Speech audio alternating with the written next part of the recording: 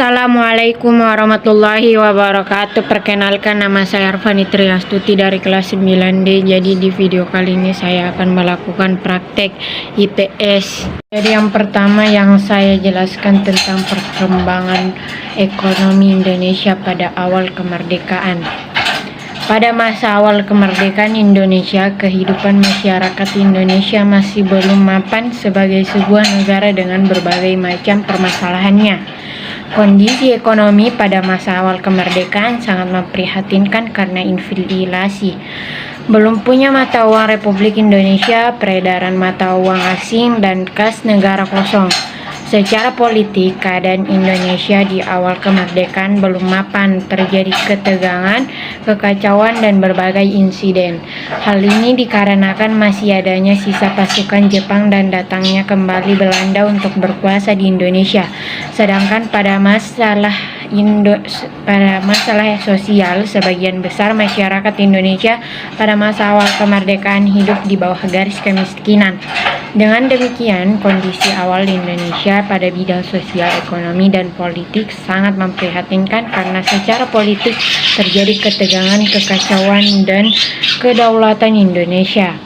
Nah, yang kedua, saya akan menjelaskan tentang perkembangan ekonomi pada masa demokrasi parlementer. Situasi ekonomi pada masa demokrasi parlementer.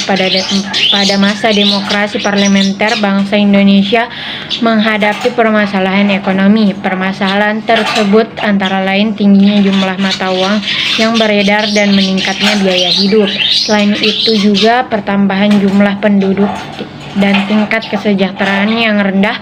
Untuk memperbaiki kondisi ekonomi, pemerintah melakukan berbagai upaya untuk mengatasi krisis ekonomi tersebut.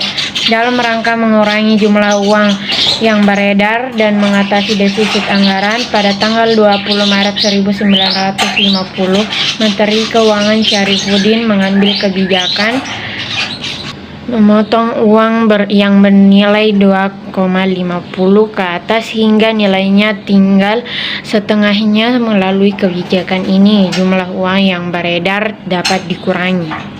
Nah, yang ketiga, saya akan menjelaskan tentang perkembangan ekonomi Indonesia pada masa Orde Baru Soeharto di Indonesia. Pada pertengahan tahun 1960-an, kondisi ekonomi Indonesia telah mencapai keadaan yang sangat buruk. Perekonomian Indonesia menderita karena kekacauan politik yang dipicu oleh Presiden Soekarno, Presiden pertama Indonesia. Masalah-masalah ekonomi tidak menjadi perhatian utama. Masalah ekonomi bagi Soekarno yang menghabiskan masa hidupnya untuk berjuang di arena politik. Beberapa contoh dari kebijakan-kebijakannya yang memberikan dampak negatif pada perekonomian adalah pemutusan hubungan dan negara-negara barat dan karenanya mengisolir Indonesia dari menerima bantuan-bantuan asing yang sangat dibutuhkan, dan defisit spending melalui percetakan uang yang menyebabkan hiperflasi yang berada di luar kendali. Namun setelah Soeharto mengambil alih kekuasaan dari Soekarno di pertengahan 1960-an, kebijakan ekonomi mengalami perubahan arah yang radikal.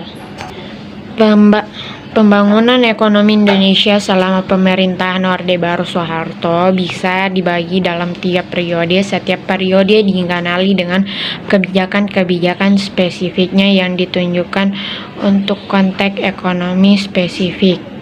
Dan yang terakhir, saya akan di sini menjelaskan perkembangan ekonomi pada saat masa reformasi.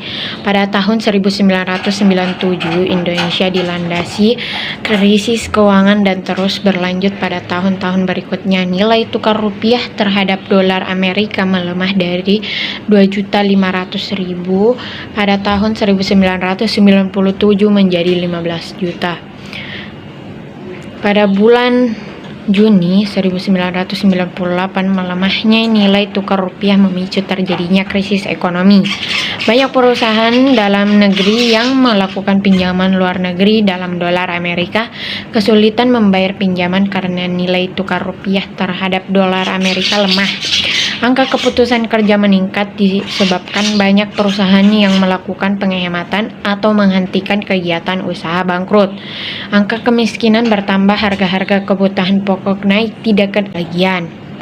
Sekian dari saya, wabillahi taufiq wal hidayah. Wassalamualaikum warahmatullahi wabarakatuh.